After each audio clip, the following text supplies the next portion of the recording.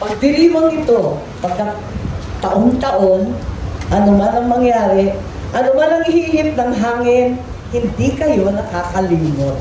Happy, happy birthday sa lahat ng loyalista, sa mga kaibigan, sa aking pamilya. Sa inyong lahat, 106th birthday na po ni Pangulong Ferdinand Edralin Marcos Sr. Kaya lahat tayo ay may birthday din sa araw na ito. Sabi nga ng tatay ko, wala naman daw siyang bisyo. Ang iisa lamang na major vice daw niya ay ang politika at ang gobyerno. Tunay nga, ang kakaunti niyang luho sa buhay, napakasimple niyang sundalo, ay ang tinatawag na dessert ng Ilocano. Eto na, yung ingkalti, tagapulot o kalamay na tinunaw, at yung mga prutas galing gubat, ang tugi, ang rimas, ang kung ano-anong saging, at iba pa. Mayroon rin patupa, alay sa mga nakaraan.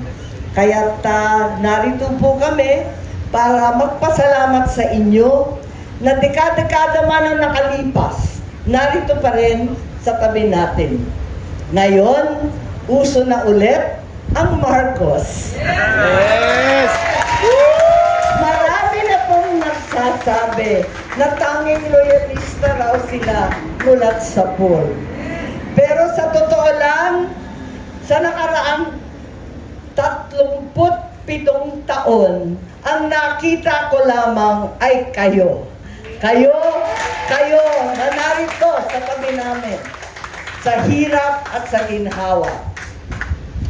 Ang sabi ng tatay ko matapos ang gera, ang kanyang panata sa nanay niya, for every tear, a victory.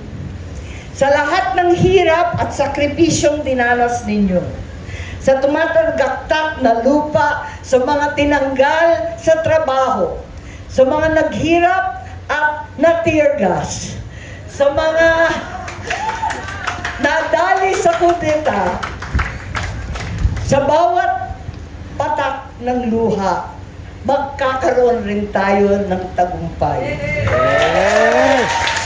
Si Bongbong na po ang Pangulo natin.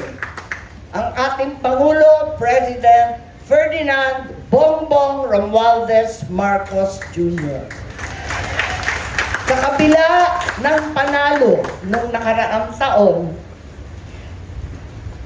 minabuti kong isuot ang damit ng tatay ko. Lumang barong, marahil naaalala niyo.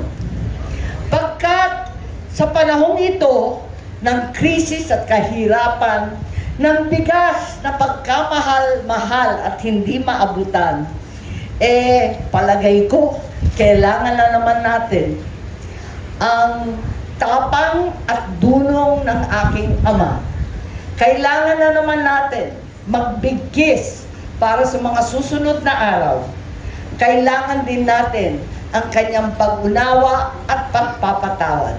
Sa inyong lahat, happy birthday! Mabuhay ang loyalista! Mula noon hanggang ngayon, Marcos pa rin!